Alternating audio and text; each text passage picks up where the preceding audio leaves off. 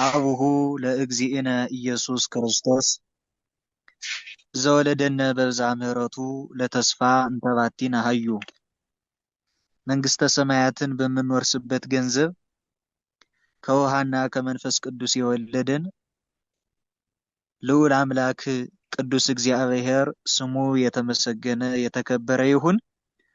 አምላክን የወለደች በድንጋሌ ስጋ በድንጋሌ ነፍስ የጸናች ወላዲታ አምላክ ድንግል ማርያም ክብር ምስጋና ይድረሳት። ክቡራን አባቶቻችን ካህናት፣ ወንድሞቼ ዲያቆናት፣ ምእመናት ሁላችሁም በእግዚአብሔር ስም እንደምን አመሻችሁ? እንደምን እስከዚህ ሰዓት ደረሳችሁ?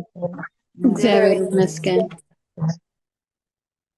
መልካም። እንግዲህ ቅዱስ የሚለው ቃል ቀደሰ ከሚለው የግዕዝ ግስ የተገኘ ነው።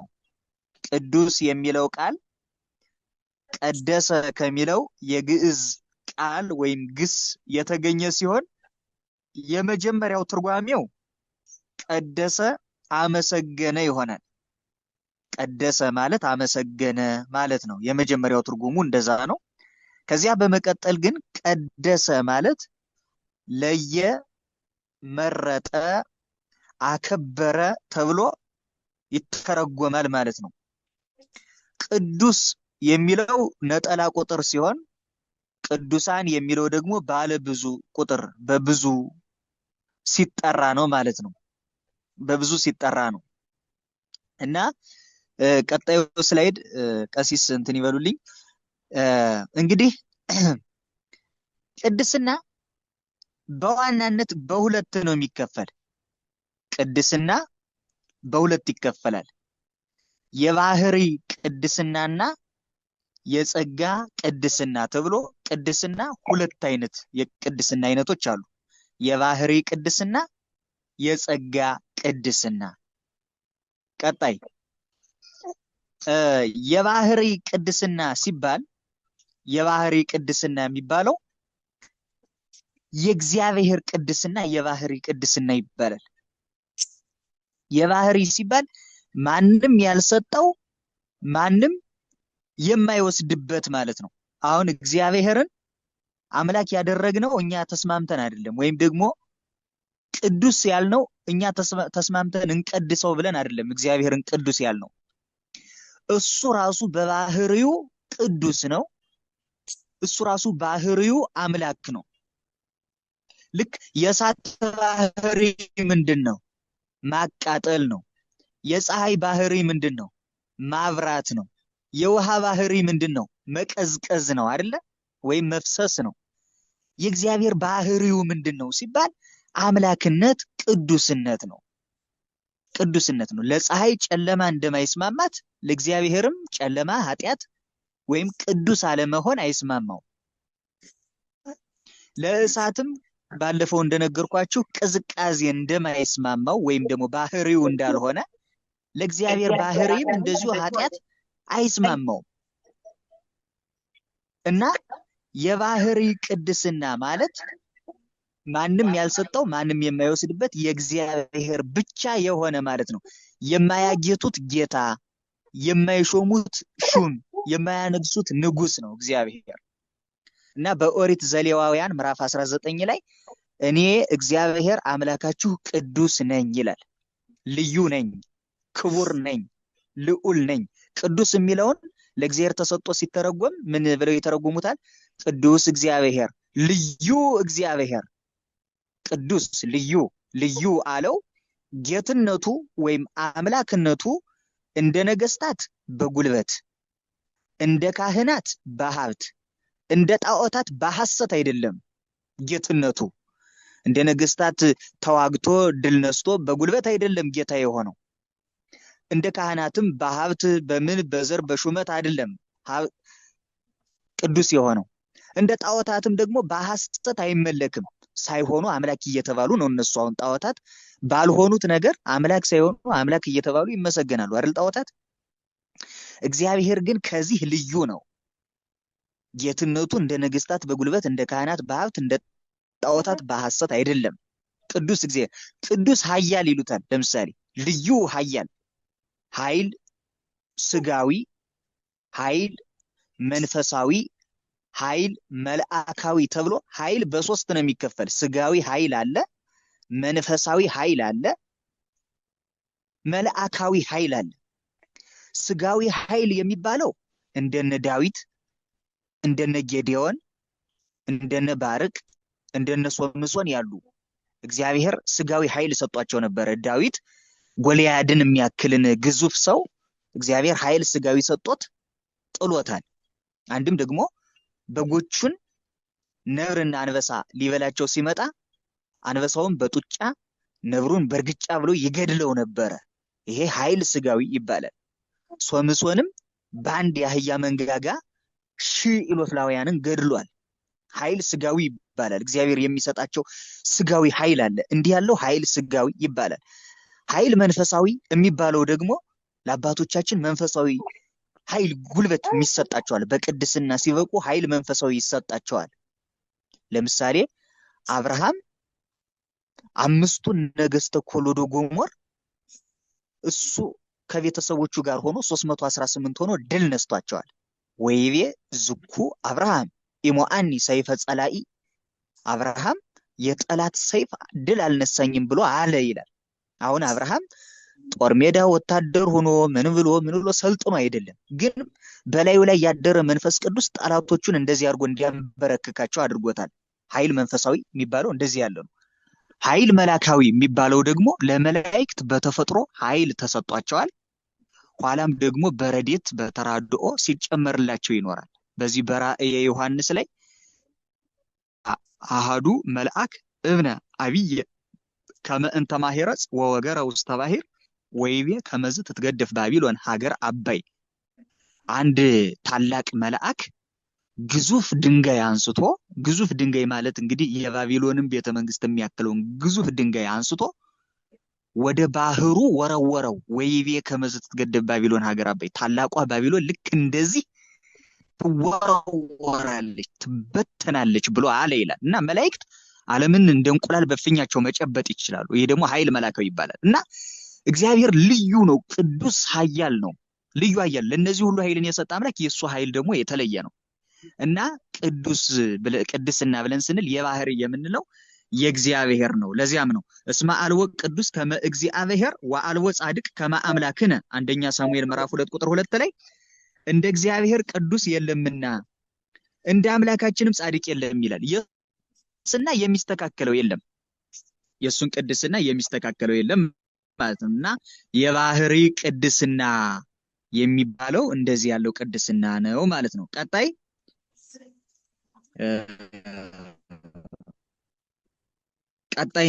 እንግዲህ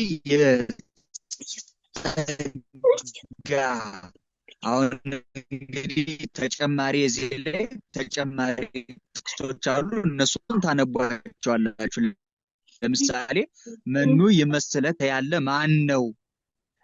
አማልክት ሲባል ጣዖታት፣ እዛ ደግሞ አንተን ማን ይመስላል ሲባል እግዚአብሔር ይመስላል። እና እግዚአብሔርን ከጣዖታት ጋር እያወዳደረ አቤቱ ከአማልክት መካከል አንተን የሚመስልህ ማን ነው ያለ ይመስላል።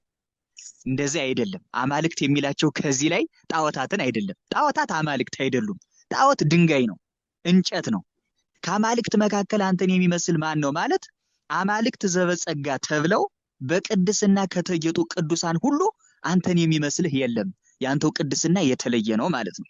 እና አማልክት ያላቸው እዚህ ላይ አማልክት ዘበጸጋ ቅዱሳንን ነው። አንሰ እቤ አማልክት አንትሙ ወደቂቀ ልዑል ኩልክሙ ይላቸዋል ቅዱስ ዳዊት። እኔስ እናንተን አማልክት ናችሁ ብዬ አልሁ ይላል።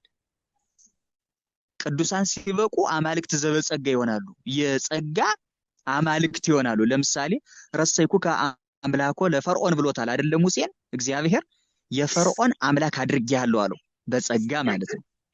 የፈርዖን አምላክ ገዥ አድርጌሃለሁ ብሎታል። እና ከአማልክት መካከል ሲባል ከቅዱሳኑ ሁሉ አንተን የሚመስልህ የለም ማለት ነው። መላእክትንም አማልክት ይላቸዋል።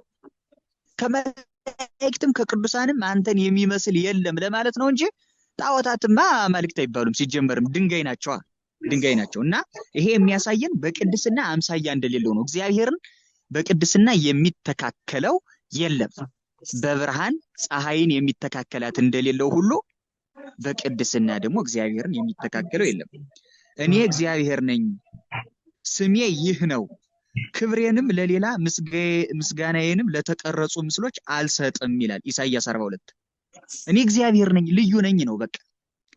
ለኔ የሚገባው ለማንም ከፍጡራን ወገን ለማንም አይገባም ነው እና ለእግዚአብሔር የሚሰጥ ምስጋና፣ ለእግዚአብሔር የሚቀርብ ስግደት፣ ለእግዚአብሔር የሚቀርብ ማንኛውም መስዋዕት ለፍጡራን አይቀርብም። ለማንም ቢሆን የሱ የተለየ ነው ማለት ነው። ለምን? የባህሪ አምላክ ልዩ ስለሆነ ማለት ነው። ልዩ ስለሆነ ቀጣይ እንግዲህ ያው ሰዓቷን ለመጠቀም ነው ፈጠን ምለው።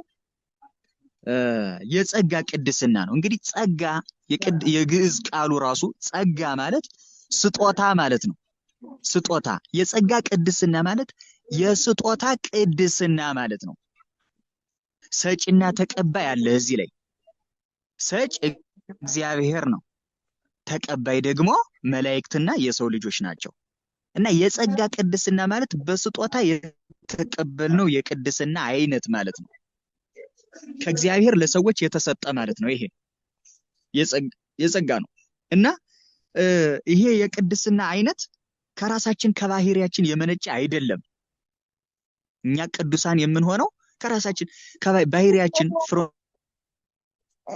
from the very beginning ጥንተ ተፈጥሯችን ቅዱስ ስለሆነ አይደለም። ቅድስና የእግዚአብሔር ነው። እግዚአብሔር በጸጋ ይሰጠናል ማለት ነው።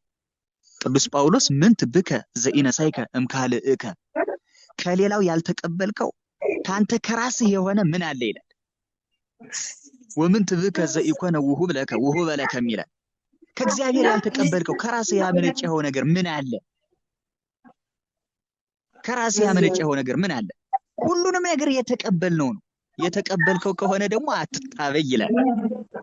በማንኛውም ነገር፣ በማንኛውም ሀብት። ምናልባት ሚውት ብታረጉ ጥሩ ነው፣ ከውጭ ጫጫታ ይሰማልና መደማመጥ እንዲመች። እና የጸጋ ቅድስና የሚባለው እንደዚህ ያለው ቅድስና ነው። ለምሳሌ እግዚአብሔር ሙሴን እንዲህ ብሎ ተናገረው፣ ለእስራኤል ልጆች ማህበር ሁሉ እንዲህ በላቸው፣ እኔ እግዚአብሔር አምላካችሁ ቅዱስ ነኝና እናንተ ቅዱሳን ሁኑ ይላል። እኔ በባህሪዬ ቅዱስ ነኝ፣ እናንተ ደግሞ በጸጋ ቅዱሳን ሆኑ። በጸጋ እኔን ምሰሉ ማለት ነው። በጸጋ እኔን ምሰሉ ማለት ነው። ይሄን ቃል ቅዱስ ጴጥሮስም አንደኛ ጴጥሮስ ምዕራፍ 1 ቁጥር 13 ላይ በተመሳሳይ ይኛልን ቅዱስ ጴጥሮስ ዳሩ ግን እኔ ቅዱስ ነኝና ቅዱሳን ሁኑ ተብሎ ስለተጻፈ የጠራችሁ ቅዱስ እንደሆነ እናንተ ደግሞ በኑሯችሁ ሁሉ ቅዱሳን ሁኑ። ክርስቲያኖች የተጠራንለት ዋናው መሰረታዊ ዓላማ ቅዱስ መሆን ነው። ይሄን ማወቅ አለብን ምዕመናን።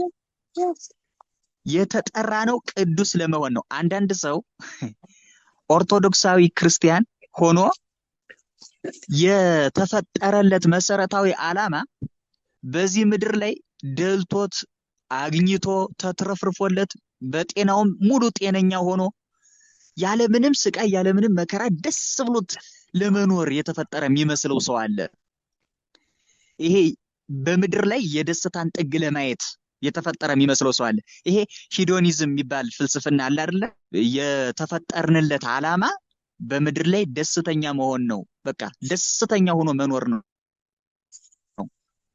የሚል። አሁን ይቺ በእኛም ቤት ውስጥ ብዙ ምዕመናንን የጠለፈች አስተሳሰቦች እግዚአብሔርን ሳይቀር የምንፈልገው ለሱ እንደ ፈቃዱ እንድንኖር ሳይሆን እግዚአብሔርን እንደ ፈቃዳችን ለማድረግ ነው የምንሞክር። ወይኩን ፈቃድከ እያልን ፈቃድህ ይሁን፣ ወይኩን ፈቃድህ ይሁን እያልን እየጸለይነ ግን እግዚአብሔር እንደ ፈቃዳችን እንዲሆንልን እንፈልጋለን። ጸሎትም ስንጸልይ እኮ የሆነ ትዕዛዝ ኢንስትራክሽን ነው የምንነግረው እንጂ ብዙ ጊዜ የሱን አቤቱ ፈቃድህን ውድህን የምንሰራ ዘንድ ስጠን ይላሉ አሁን አበው ካህናቱ በቅዳሴያችን አይደለ? አቤቱ ፈቃድህን ውድህን የምንሰራ ዘንድ ስጠን እንዲህ ነው የሚባል። እንደ ፈቃድህ እንድኖር አድርገኝ ነው የሚባል እንጂ እግዚአብሔርን እንደ ፈቃዳችን ለማድረግ መሞከር የኦርቶዶክሳዊነት አይደለም። የተጠራንለት ዋና መሰረታዊ ዓላማም ሞልቶልን ተትረፍርፎልን ደስተኞች ሆነን በዚህ ምድር እንድንኖርም አይደለም። ጌታ በዚህ ምድር ሲኖር ለደቀ መዛሙርቱ ያወረሳቸው ሞትን ነው።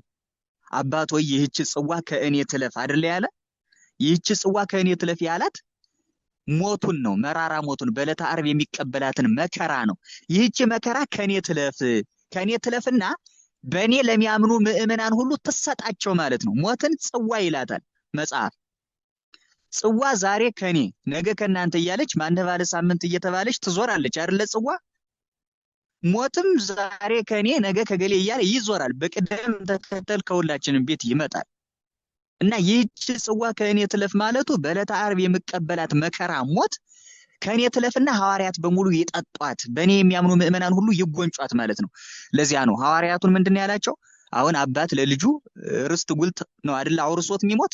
ጌታ ግን ለደቀ መዛሙርቱ ወበዓለምሰ ሀለወክሙ ሕማመ ትርከቡ ወባሂቱ እስመ አነ እሞይክሙ ወለዓለም፣ በዓለም ሳላችሁ መከራ አለባችሁ፣ መከራ ትጠጣላችሁ ነው ያለ። በቃ ክርስቶስ ያወረሰን መስቀል የሚባል ውርስ ነው። መስቀል ማለት መከራ ነው፣ ተሸከም ነው። የክርስቲያን ጉዞ ከቤተልሔም እስከ ቀራንዮ ያለው ዑደት ነው። በበረት መጣል ይቀድማል ማለት በትህትና መኖር። ከዚያ በኋላ ጌታ የተጓዛቸውን የህይወት ጉዞዎች ሁሉ መጓዝ ነው። ስደት ጾርወ ወአጉየይወ ከመ ነዳይ ወጽኑዕ መርሶሆሙ ለስዱዳን፣ የስደተኞች አምባ መጠጊያ የሆነ እርሱን ተሸክመው አሸሹት አይደለም የሚለው። ስደት አለ፣ ብዙ መከራ አለ፣ ብዙ ነገር። ከዛ በኋላ መስቀል ተሸክሞ ቀራንዮ ድረስ ወጥቶ መሰቀል። ለዚያ ነው ቅዱስ ጳውሎስ ሞቱን በሚመስል ሞት ከእርሱ ጋር ከተባበርን በሚመስል ትንሣኤ ከእርሱ ጋር እንተባበራለን ይላል። እና ክርስቶስን መስለን መሞት መስለን መነሳት ይከተላል ማለት ነው። እና የተጠራንለት ዓላማ ቅዱስ መሆን ነው እንጂ ምድር ላይ ሙሉ በሙሉ ጤነኛ ሆኖ መኖር። አሁን ጤና ጥሩ አይደለም እያልኩኝ አይደለም፣ ግን ጤነኛ ሆኖ መኖር ባረክ ምልክት ግን አይደለም። ይሄን ወቁ። በቃ በህይወቴ ጤነኛ ነኝ፣ ልጆች አሉኝ፣ ሀብት ንብረት አፍርቻለሁ፣ ፎቅ ሰርቻለሁ፣ መኪና ገዝቻለሁ፣ እግዚአብሔር ባርኮኛል። ይሄ የመባረክ ምልክት ተደርጎ አይቆጠርም በቤተ ክርስቲያን አስተምሮ። እግዚአብሔር እነዚህን ነገሮች አይሰጥም እያልኩኝ አይደለም፣ ይሰጣል። ግን የቡራኬ ወይም ቅዱስ የመሆን ምሳሌዎች ምልክቶች አሉ። እነዚህን ነገሮች ሰው የሚያገኘው ከእግዚአብሔር ጋር ያለው ግንኙነት ጥሩ ስለሆነ አይደለም። እስላሙ ጥሩ ስለሆነ ነው እንዴ የኢትዮጵያን ኢኮኖሚ የሚያሽከረክረው? እኮ እስላም ነው። ቤት፣ ሀብት፣ ንብረት፣ ፎቅ። እስኪ እስላም ነዳይ ታገኛላችሁ በየጎዳናው ብትሄዱ። አብዶ በየጎዳናው ጨርቁን ጥሎ የምታገኙት ኦርቶዶክስ አይደለም? በየጎዳናው አይኑ ፈርጦ እጁ ተቆርጦ የምታገኙት ኦርቶዶክስ አይደለም? በድህነት የሚማቅቀው የሀገራችን ሕዝብ እንዳለ ቢቆጠር ከእስላሙ ኦርቶዶክሱ አይበዛም? ታዲያ ይሄ ኦርቶዶክሱ ከእግዚአብሔር ጋር ያለው ግንኙነት ጥሩ ስላልሆነ እስላሙ ደግሞ በእግዚአብሔር ፊት ሞገስ ስላለው ነው እንዴ? አይደለም። እነዚህ ምድራዊ ነገሮች የሚገኙት ጠንክሮ በመስራትና ባለመስራት ነው። ፔሬድ በቃ እንጂ የመባረክ ቅዱስ የመሆን ምልክት አለ። ድህነት የኃጢአት ውጤት አይደለም፣ ሀብታምነትም የቅዱስነት ውጤት አይደለም። ይሄ ምድራዊ ብዕል፣ ምድራዊ ሀብት ንብረት ማግኘት፣ ጤነኛ ሆኖ መኖር። አሁን አንዳንድ ሰው በሽተኛ የሆንኩት ምናምን ብሎ የሚል አለ። እውነት ነው፣ ደዌ ዘኃጢአት አለ። በኃጢአት ምክንያት የሚመጣ ደዌ አለ። እግዚአብሔር በዚያ አመካኝቶ ወደ ስርዓቱ ሊያመጣን ሲፈልግ የሚመጣ አለ። ግን የታመመው ሰው ሁሉ ኃጢአተኛ ነው ማለት አይደለም። እንዲያውም በዚህ ዮሐንስ ወንጌል ምዕራፍ 9 ላይ ረቢ በኃጢአተ መኑ ተወልደ ዝንቱ እውር በዘርእሱኑ ወሚመ በዛ አዝማዲሁ ብለው ጠየቁት ይላል። ዘእውሩ ተወልደ ታሪክ ላይ እውር ሆኖ የተወለደ አለ። ከእናቱ ማህፀን ጀምሮ አይን እንኳን የአይን ምልክት ያልነበረበት ልሙስ ሆኖ በቃ ግንባር ብቻ ሆኖ የተወለደ አንድ ልጅ ነበርና መምህር ሆይ በሱ ኃጢአት ነው ወይስ በቤተሰቦቹ ኃጢአት ነው የሰውዬ እንዲሁ ነው የተወለደ ብለው አሉት ይላል ጌታን። በቃ ደቀ መዛሙርቱ ራሱ አረዳዳቸው ያኔ ትክክል አልነበረም። እና ጌታ ምን አላቸው? ኢ ውእቱ አበሰ ወይ አዝማዲው ዳይሙ ከመ ያስተር ስብሐተ እግዚአብሔር በላዕሌሁ። እርሱም አልበደለም፣ ዘመዶቹም አልበደሉም፣ ነገር ግን የእግዚአብሔር ክብር በእርሱ ላይ ይገለጥ ዘንድ ነው ብሎ ወገብረ ጽቡረ በምራቁ ወወረቀ ውስተ ምድር ወገብረ ጽቡረ በምራቁ ወቀብኦ አየንቲሁ ለውእቱ እውር ወይቤሎ ሆር ተሐጸ በምጥማቃ ተሰሊሆ ወሆረ ወተሐጸ ወገብአ እንዘ ይሬኢ። ጌታ ወደ ምድር ምራቁን ትፋልና እቺ በጣም የምታስደንቅ ምስጢር ናት። ኤፍሬም ሶሪያዊ ሊፈውሰው ስለፈለገ እፈውስሃለሁ ብሎ ግንባሩ ላይ አልተፋበትም። ሰው ስለሆነ ባህሪውን አክብሮ ወደ መሬት ተፋ እንጂ ወደ በሽተኛው ግንባር አልተፋም ይላል። ባሕርየ ሰብን እግዚአብሔር ምን ያህል እንዳከበረ ሲያጠይቅ። ከዚያስ ወገብረ ጽቡረ በምራቁ ጌታ በምራቁ ጭቃ ሰራ አቦካ። ከዚያስ የዓይን ምልክት ሳለበትና ሁር ታሐጸብ በምጥማቃተ ሰሊሆም ሂድና በሰሊሆም ውሃ ታጠብ። ዘበትርጓሜው ሐዋርያ ፈሳሽ ውሃ ማለት ነው። ሂድና በዚያ ታጠብ አለው። ወሆረ ወታጸበ ታጠበ ወገባን ዘይሬ እያየ ተመለሰ ይላል። የመልካ ኢየሱስ ደራሲ ሰላም ላይዳዊከ ጽቡረ ለገብራ በምራቅ አፉ ከቅዱስ አይንተ እውር ይፍጠራ። ቅዱስ በሆነው የአፍህ ምራቅ የዕውሩን ዓይን ይፈጥሩ ዘንድ ጭቃ ላወኩት እጆችህ ክብር ምስጋና ይገባቸዋል ይለዋል። እና ልብ አድርጉ፣ ስራው እንዲገለጥብሙ ሰዎች አሉ። አሁን ይሄን ከኮርሱ እግረ መንገዴን ነው እየነገርኳቸው ያለሁት። መደበኛው ኮርስ ነገረ ቅዱሳን ነው፣ ግን የተጣራንለትን ዓላማም በዚህ ውስጥ ማወቅ ስላለብን ነው። አንዳንድ ሰው በቃ በየጠበሉ ሚንከራተተው እንደዚህ በየሆስፒታሉ የታመመው እንዲሁ ኃጢአተኛ መስሎ የሚታየው አለ። እሱ ደግሞ አይምሰለን። አይደለም። እንዲያውም አንድ አባት በጣም በጽኑ ደዌ የተበሩ አንድ አባት የሆነ ዘመን ላይ ግን ጤነኛ ሆኑ። ይገርማቸዋልና አሃው ሊጠይቋቸው ሄዱ። አባታችን ዘንድሮ እንዴት ሆነው ከረሙ አሏቸው። አይ ልጆቼ ዘንድሮማ እግዚአብሔር ተጣልቶኝ ከረመ አሏቸው። እንዴት ሲሏቸው አንድ ቀን እንኳን ራሴን ሳልል ከረምኩ እኮ አሏቸው ይላል። አንድ ቀን ራሴን እና በሽታን ከእግዚአብሔር ጋር የመገናኛ መንገድ ያድርገው ነው እንዲያውም ቅዱሳኑ የሚቆጥሩት። እና ምን ልላችሁ ነው አሁን እግረ መንገዴን እንዲያው እግዚአብሔርን የሆነ አለ አይደለ ለምድራዊ ፈቃዳችን ማሟያ የሆነ አልጫው ህይወታችን ላይ ጣል የምናደርገው ጨው አይደለም። እግዚአብሔር ለፈቃዱ የምንኖርለት የምንገዛለት ነገ መንግስቱን ለመውረስና ፊቱን ለማየት የምንጓጓለት አባት እንጂ የምድራዊ ጉዳይ ጻሚ ወይም እንደታለም በቃ እንደዚህ ዝም ብሎ የኛ ጉዳይ እንትና አሽከር አድርጎ የሚቆጥር ሰው አለ። ዝም ብሎ ጸሎቱን ሁሉ እንዲሰማው የሚፈልግና ይሄን ነገር እንትን ብለን በትክክለኛው የቅድስና ጎዳና እንድንሄድ ነው። ይሄን ያልኩበት ምክንያት የተጠራንበት ዓላማ ቅድስና ነው እና የጸጋ ቅድስና ከእግዚአብሔር ይሰጣል። በአግባቡ ከያዝነው ተጠብቆ ይኖራል፣ ካልያዝነው ግን ይወሰዳል። የጸጋ የሚያሰኘው አንዱ ይሄ ነው። ለምሳሌ ሳጥናኤል ይሄ ቅድስና ነበረው። ኋላ ግን እግዚአብሔርን ክዶ አምላክነትን ሽቶ ሲበድል እግዚአብሔር ይሄንን ቅድስና ነሳው፣ ተወሰደበት። የጸጋ ስለሆነ አሁን ሰይጣን ሙቷል፣ ከእግዚአብሔር ተለይቷል ማለት ነው። ሞታ ለነፍስ ረሂቅም እግዚአብሔር የነፍስ ሞቷ ከእግዚአብሔር መለየት ነው የሌለ እና ሞት ሲባል ከእግዚአብሔር መለየት ነው በዋናነት። ሞት ሲባል ዲያብሎስ ሙቷል የምንለው ከእግዚአብሔር ስለተለየ ነው እንጂ ኦንቶሎጂካሊ ባህሪው ሙቷ አይደለም። የማይሞት ምውት ይሉታል ሊቃውንት። የማይሞት በባህሪው አይሞትም፣ መልአክ ስለሆነ እንዳይሞት ተደርጎ ነው የተፈጠረ። ምውት ነው፣ የሞተ ነው ደግሞ ከእግዚአብሔር ተለይቷል፣ ከሱ ጋር አይኖርማ ህይወት እግዚአብሔር ስለሆነ እና የማይሞት ምውት ይሉታል። የማይሞት ምውት ይሉታል። እና ስለዚህ የጸጋ ቅድስና የምንለው የቅድስና አይነት ይሄ ነው ማለት ነው። እሺ ወደ ቀጣዩ እንሂድ።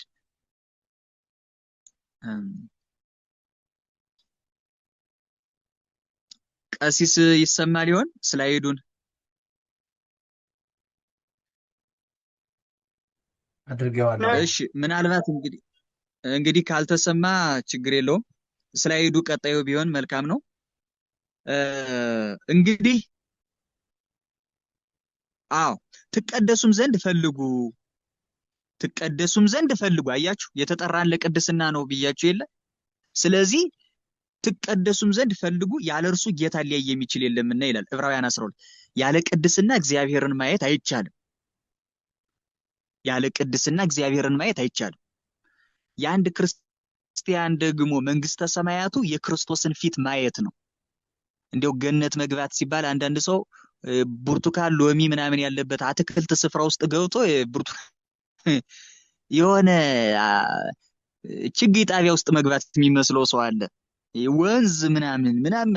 በእርግጥ ገነት እንደዚህ አይነት ተፈጥሮ እንዳላት በቅዱሳት መጻሕፍት ይነገራል። የመንግስተ ሰማያት እንዲያ ነው ብለን መናገር አንችልም። ዓይን ያላያት ጆሮ ያልሰማት በሰው ልብ ያልታሰበች ስለሆነች ማለት ነው። ግን ባስልዮስ ዘቂሳርያ መንግስተ ሰማያት የምንወርሰው መንግስተ ሰማያታችን ክርስቶስ ነው ይላል። ክርስቶስ ነው መንግስተ ሰማያት፣ ክርስቶስ ነው የምንገባበት መንግስተ ሰማያታችን፣ የምናርፍበት መንግስተ ሰማያት ክርስቶስ ነው። በቅድስና ተጊጠው ወደ እግዚአብሔር መንግስት የሚሄዱ ሰዎች የሚቀመጡበት መቀመጫቸው ዮሐንስ ያረፈበት የክርስቶስ ደረት ነው። በክርስቶስ ደረት መቀመጥ ነው ቅድስና። ከዛ ዮሐንስ ወውእቱ ረድ ዘያፈቅሮ እግዚ ኢየሱስ ወውእቱ ረድ ዘረፈቀ ዲበ እንግዳው ለእግዚ ኢየሱስ ወያፈቅሮ እግዚ ኢየሱስ። ያም ደቀ መዝሙር በጌታ ደረት ይቀመጥ የነበረ ከጌታ ደረት ይጠጋ የነበረ ጌታ ኢየሱስ ይወደው የነበረ ደቀ መዝሙር ይለዋል አይደል? ኦርቶዶክሳውያን ምዕመናን የምንወርሰው መንግስተ ሰማያታችን የክርስቶስ ያንስል ግን መንግስተ ሰማያት የምትባል ቦታ የለችም እያልኩ አይደለም። እና የክርስቲያን የቅድስና ህይወት ዓላማው ራሱ የክርስቶስን ፊት ለማየት ነው። ቅዱስ ዳዊት ምን ይላል? ማእዜ እበጽሕ ወእሬ ይገጾ ለአምላኬ፣ መቼ ደርሼ አምላኬን ፊቱን አየዋለሁ ይላል። እንዴ ዘልፈ ርእዮ ለእግዚአብሔር ቅድሜ ውእቱ እያለ ዘወትር እግዚአብሔርን አየዋለሁ በፊቴ ነውና ይላል እኮ አይደለ? ደግሞ መልሶ ምን ይላል? እንዴ በጣም እኮ ነው የሚገርም። ማእዜ እበጽሕ ወእሬ ይገጾ ለአምላኬ፣ መቼ ደርሼ አምላኬን ፊቱን አየዋለሁ ይላል። ለምን መሰላችሁ? እግዚአብሔር ማለት አብራችሁት እየኖራችሁ የምትናፍቁት ነው። አሁን ሰው እኮ 1 ሳምንት 2 ሳምንት አብራችሁት ከኖራችሁ በኋላ የናፈቃችሁት ሰው እያስጠላችሁ ይሄዳል፣ እየሰለቻችሁ ይሄዳል አይደለ? እግዚአብሔር ግን አብራችሁት እየኖራችሁ ትናፍቁታላችሁ። ጸምዓት ነፍሴ ለከ ይላል። ነፍሴ አምላኬ የገይስ ኀቤከ ጸምዓት ነፍሴ፣ አቤቱ ወደ አንተ ገሰግስታለሁ፣ ነፍሴ አንተን ተጠማች ይላል።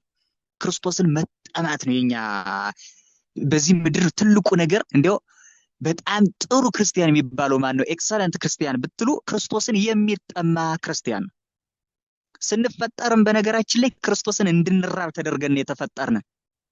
በጥንተ ተፈጥሮ እግዚአብሔር ሰውን ሲፈጥረው ረሃብተኛ አድርጎ ነው የፈጠረው ይላሉ ሊቃውንት። ለዚያም እኮ ነው ቀጥሎ ያለው ቃል በገነት ካለው ዛፍ ሁሉ ትበላለህ አለው እኮ አይደለ? ትበላለህ። ለምንድን ነው የሚበላ? ስለሚርበው። እንዴ አዳም በገነት እያለ ይራብ ነበርን ብለው ቢሉ አይ አይራብም። እና ታዲያ ለምን ብላ አለው? ምስጢሩ በገነት ውስጥ ያለውን ችግኝ እንዲበላ አልነበረም ዋናው ዓላማው። ክርስቶስን የሚራብ ፍጡር አድርጌ ነው የፈጠርኩ፣ አምላክህን የምትራብ ፍጡር አድርጌ ነው የፈጠርኩ፣ አምላክህን ካልበላህ አትጠግብም ሲለው ነው። አያችሁ? ለዚያም ነው ክርስቶስ የሚበላ እንጀራ ሆኖ የተገለጠው። ሰው በባህሪው አምላኩን የሚራብ ረሃብተኛ ፍጡር ስለሆነ ነው። ለዚያ ነው ክርስቶስ አነ ውእቱ ህብስተ ሕይወት ዘወረደም ሰማይ ወዘበልዐ እምዝንቱ ህብስት ይሐዩ ለዓለም፣ ከሰማይ የወረደ የህይወት እንጀራ እኔ ነኝ፣ ከዚህ እንጀራ የሚበላ ሁሉ ለዘላለም አይራብም አለ። ቅዱስ ዳዊት ደግሞ ምን አለ? ወእጸግብ በርየ ስብሐቲከ፣ ፊትህን በማየት እጠግባለሁ ይላል። አውግስጢን የሚባል ሊቅ ምን ይላል? ልቡናችን ለአንተ ተከፍቷልና ካልገባህበት አይሞላም ይላል። 100 ብትነግድ 100 ብታጠርፍ 100 ፎቅ ቤት መኪና ምን ቢኖር ክርስቶስ ያልገባበት ልብ አይሞላም፣ አይረካም። የ300 ሺህ የ400 ሺህ ብር አልጋ ተገዝቶ እንቅልፎ አይገኝም። በጣም ብዙ ነገር ተሟልቶ ምግቡ ተገኝቶ አፒታይቱ አይኖርም። ብዙ ነገር አይገኝም። አዎ ልባችን በአንተ እረፍት እስኪያገኝ ድረስ ለነፍሳችን እረፍት የላትም ይለዋል። እረፍት አይኖረንም። እሱን ሄደን እስክናየው ድረስ በመዓዛ እፍረትከ ንረውጽ እያልነ መዓዛ ሃይማኖቱን መዓዛ ምግባሩን የክርስቶስን እያሸተትነ እንሮጣለን፣ እስከ መጨረሻው እንሮጣለን። እና ስለዚህ ትቀደሱም ዘንድ ፈልጉ፣ ያለ እርሱ ጌታን ሊያይ የሚችል የለም ይላል። ያለ ቅድስና ክርስቶስን ማየት አይቻልም። አሁን ሰው እግዚአብሔርን ለማየት ትልቁ ነገር ሰውነትን ከኃጢአት ማንጻት ማጥራት ነው። አሁን በደንብ ዲቴል እንገባበታለን። ለምሳሌ ማቴዎስ 5 ላይ ብፁዓን ንጹሐን ልብ እስመ እሙንቱ ይሬእይዎ ለእግዚአብሔር፣ ልባቸው ንጹህ የሆነ ብፁዓን ናቸው እግዚአብሔርን ያዩታል ይላል። እግዚአብሔርን የምናይበት መነጽር ንጹህ ልብ ነው። ቴሌስኮፕ እሱ ነው። ንጹህ ልብ የሌለው ሰው እግዚአብሔርን ማየት አይችልም። እግዚአብሔርን ማየት አይን የሌለው ሰው ፀሐይን እንዴት አድርጎ ያያታል? ልቡ ያልነጻ ሰውም እውር ነው። ለዚያ እኮ ነው እዛ ዘይተወልደ እማይ ወእመንፈስ ቅዱስ ኢይሬኤ ያለ መንግስት፣ ከውሃና ከመንፈስ ቅዱስ ያልተወለደ የእግዚአብሔር መንግስት አያያትም ይላል አይደለ?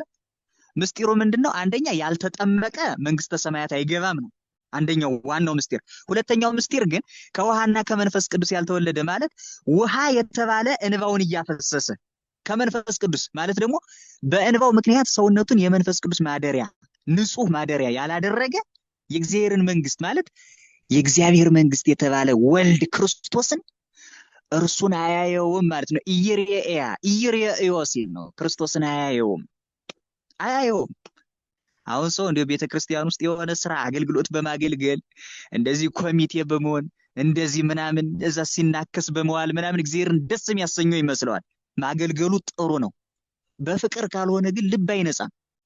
እግዚአብሔርን እያገለገልነው እያስመሰለ ሰይጣን እሱን እንድናገለግለው የእሱ አሽከር ሊያደርገን ይችላል። እኛ ለእግዚአብሔር የምንቀና እያስመሰለ ግን የእሱ ጉዳይ አስፈጻሚዎች ሊያደርገን ይችላል። ከሁሉም ንጹህ ልብ እንዳለው ሰው ቅዱስ የለም። ለዚያ ነው ቅዱስ ዳዊት ልበ ንጹሃ ፍጥር ሊተ እግዚኦ ወመንፈስ ርቱ አሐድስ ውስተ ከርሴ፣ አቤቱ ንጹህ ልብን ፍጠርልኝ ቀና መንፈስንም በውስጥ ያድስ ይላል። ይህች ጸሎት አንድ አባት አሉ እዚህ ዜና በው ላይ እድሜ ልካቸውን ሌሊት 6 ሰዓት ላይ ነው ጸሎት የሚጸልዩና ከሌሊቱ 6 ሰዓት ብድግ ይሉና ልበ ንጹሃ ፍጥር ሊተ እግዚኦ አቤቱ ንጹህ ልብን ፍጠርልኝ ብለው ለጥ ይላሉ እንቅልፋቸውን። ከዚህ ውጪ ሌላ ጸሎት አያውቁም። መጨረሻ ላይ ማንን እንዳዩት ታውቃላችሁ? ክርስቶስን አዩት። ለምን? ንጹህ ልብን ፍጠርልኝ ብለው ስለጸለዩ ንጹህ ልብ ሰጣቸው። ከዚያስ ብፁዓን ንጹሃን ልብ እስመ እሙንቱ ይሬይዎ ለእግዚአብሔር፣ ልበ ንጹሃን ብፁዓን ናቸው፣ ልባቸው ንጹህ የሆነ ብፁዓን ናቸው እግዚአብሔርን ያዩታል ስለሚል ያ ተፈጸመላቸው ይላል። እና ትቀደሱም ዘንድ ፈልጉ ያለ እርሱ ጌታን ሊያይ የሚችል የለምና ይላል። ቅድስና በጣም እግዚአብሔርን የምናየው በዚያ ነው ማለት ነው እንጂ አሁን እነ እንጦንስ የሆነ እንትን ጠፍቷቸው ነው እንዴ ማኔጅመንት ሰው ሆነው የሆነ ነገር ቤተክርስቲያን ላይ እንትን ማለት ጠፍቷቸው ነው በረሃ የገቡ እና አቡነ ተክለ ሃይማኖት እና አቡነ ዘርዓ ቡሩክ። ግን ያለ ቅድስና እግዚአብሔርን ደስ ማሰኘት ስለማይቻል ለዚያ ነው ያለ እርሱ እግዚአብሔርን ደስ ማሰኘት አይቻልም ነው የሚል። እሺ ቀጣይ እንሂድ ቀሲስ።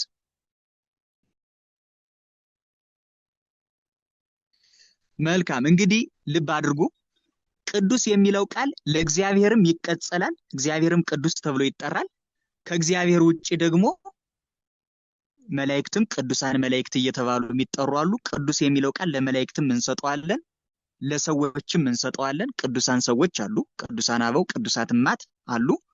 ለቦታዎችም እንሰጣለን እና ለእግዚአብሔር ብቻ ተብሎ የተዘጋጀ ግስ ወይም ቨርብ የለም።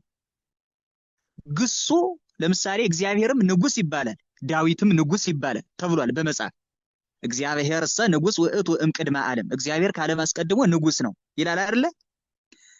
እዛ ደግሞ ንጉስ ዳዊት እያለ ደግሞ ዳዊትን ንጉስ እያለ ይጠራዋል መጽሐፍ ቅዱስ። ታዲያ የእግዚአብሔር ንጉስነትና የዳዊት ንጉስነት አንድ ነው እንዴ? አይደለም፣ በጭራሽ። ዳዊት ቢነግስ ለ40 ዓመት ለዛውም በአንዲት አገር ላይ ከዳን እስከ ቤርሳቤህ ብቻ ገዝቷል። ያችንም ከእግዚአብሔር አግኝቶ አይደለ እንዴ? ኋላም በሞት ተሽሯል።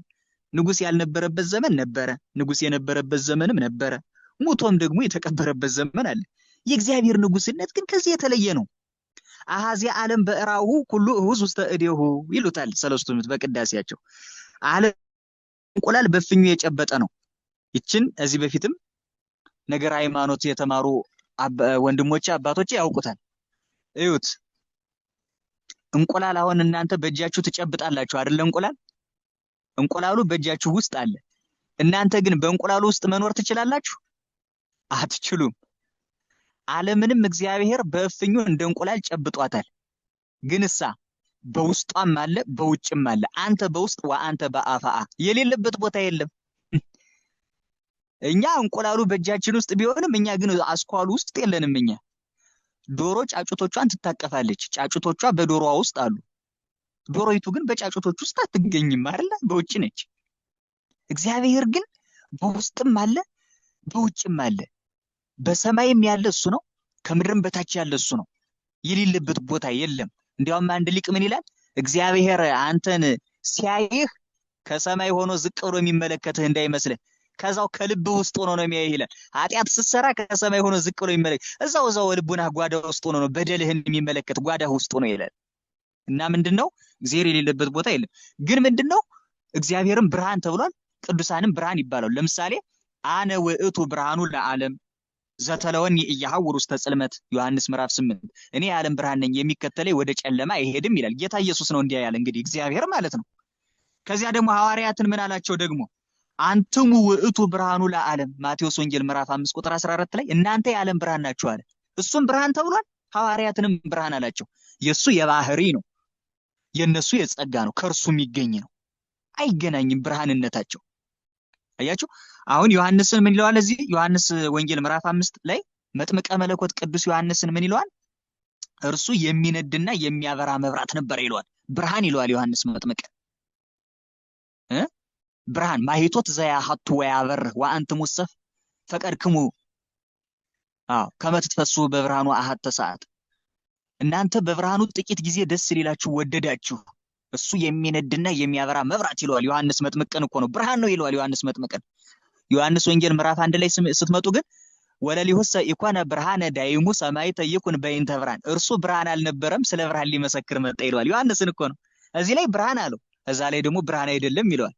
ከዚህ ላይ ብርሃን ያለው የጸጋ ብርሃን ነው። ዮሐንስ በስብከቱ ብርሃን አበርቷል። እነሱ ወእመኑስ መቀረት መንግስተ ሰማያት ቀርባለችና ንስሐ ግቡ እያለ ዮሐንስ ብርሃን አበርቷል፣ ወደ ክርስቶስ መርቷል። በዚያ ምክንያት ብርሃን ተብሏል ዮሐንስ መጥምቅ። እሱ ብርሃን አልነበረም የተባለበት ምክንያት ደግሞ ብርሃን ክርስቶስ አይደለም፣ ብርሃንነቱ የባህሪ አይደለም ነው፣ የጸጋ ብርሃን ነው። አያችሁ በዚያ ምክንያት ነውና እግዚአብሔርም ብርሃን ተብሏል፣ ቅዱሳኑም ብርሃን ተብለው ተጠርተዋል። እግዚአብሔር ንጉስ ተብሏል፣ ቅዱሳኑም ነገስታት ተብለው ተጠርተዋል። እግዚአብሔር ቅዱስ ተብሎ ተጠርቷል፣ ቅዱሳኑም ቅዱስ ተብለው ተጠርተዋል። እግዚአብሔር ፍጹም ተብሎ ተጠርቷል፣ ቅዱሳንም ለምሳሌ ኖህ ዘፍጥረት ምዕራፍ 6 ላይ ከትውልዱ ሁሉ ፍጹም ነበር ይለዋል። ኖህን እኮ ነው ፍጹም ይለዋል። ኖህ ከትውልዱ ሁሉ ፍጹም የነበረ ሰው ነው እና ስለዚህ የቃላቱን ለእግዚአብሔር ሲሆንና ለቅዱሳን ሲሆን፣ ለእግዚአብሔር ሲሆን የባህሪ ለቅዱሳን ሲሆን ደግሞ የጸጋ እያረግን እንተረጉመዋለን። ቨርቡ ግን ላይለያይ ይችላል። ለእግዚአብሔርም ቅዱስ ለቅዱሳንም ቅዱስ ደሴም ቨርብ ተመሳሳይ ግስ፣ እግዚአብሔርንም ብርሃን ቅዱሳኑንም ብርሃን ተመሳሳይ ግስ፣ ኮንሴፕቱ ግን ይለያያል። አሁን የጴንጤዎች የተጠቁበት አንዱ በሽታ ይሄ ነው። ድንግል ማርያምን ብርሃን ይሏታል ይሉናል። አዎ እንላታለን። ታዲያ ከክርስቶስ ጋር አስተካከላችኋት? አይደለም። የእመቤታችን የጸጋ ነው፣ ከልጇ ያገኘችው ነው። የልጇ የመለኮታዊ ብርሃን ነው፣ የእሷ ግን የጸጋ ከልጇ ያገኘችው ነው።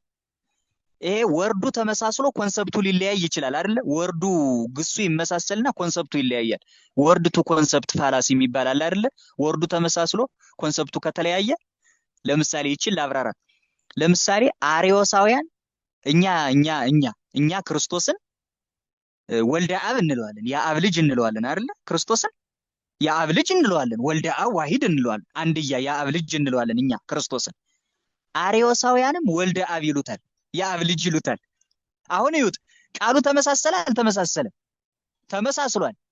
ቃሉ ስለተመሳሰለ ግን ሃይማኖታችን ተመሳስሏል ወይ? ከአርዮሳውያን ጋር አልተመሳሰለም። እኛ ወልደ አብ የአብ ልጅ ነው ስንል ከአብ ጋራ አንድ ነው፣ እንደ አብ አምላክ ነው፣ ከአብ አይበልጥም ከአብም አያንስም፣ የባህሪ ፍጹም አምላክ ነው እያልነን ነው። እነሱ ግን የአብ ልጅ ነው ሲሉ፣ ወልደ አብ ሲሉ ልክ አባት ልጁን እንደሚቀድመው፣ አባት ቀድሞ ልጅን እንደሚያስገኝ እነርሱ መቀዳደም ያለበት ነው፣ ከአብ ያነሰ ነው ብለው ነው ሎቱ ስብሐት። እና ይሄ ፊደሉ ይመሳሰልና ኮንሰፕቱ ይለያያል አንዳንዴ። እና ይሄ ወርድ ቱ ኮንሰፕት ፋላሲ፣ ወርዱን ያመሳስሉና ኮንሰፕቱን የመለያየት ማለት ነው። እና ምላችሁ ፈልጌ ነው አሁን በነገረ ቅዱሳን ለእግዚአብሔር የምንጠቀማቸው ወርዶችና ለቅዱሳኑ የምንጠቀማቸው ወርዶች ቃሎች መመሳሰላቸው ኮንሴፕቹዋሊ ያመሳስላቸዋል ማለት አይደለም። ኮንሰፕቱ ይለያያል ነው። ግልጽ ነኝ? ኮንሰፕቱ ይለያያል ለማለት ነው። ስለነበረን ጊዜ አባቶቻችን አምላክ ልዑል እግዚአብሔር ስሙ የተመሰገነ የተከበረ ይሁን። እንግዲህ ቀጣይ ደግሞ ስለ የቅድስና ህይወት ቅዱሳን የሚባሉ ሰዎች ቅዱስ የሚሆኑት እንዴት እንደሆነ ቀጣይ ያለውን እናያለን ማለት ነው። ለዛሬው ግን እዚህ ላይ ይበቃናል። ጥያቄ ካለ እቀበላለሁ። ስለነበረን ጊዜ አባቶቻችን አምላክ ልዑል እግዚአብሔር ስሙ የተመሰገነ የተከበረ ይሁን። ስብሐት ለእግዚአብሔር።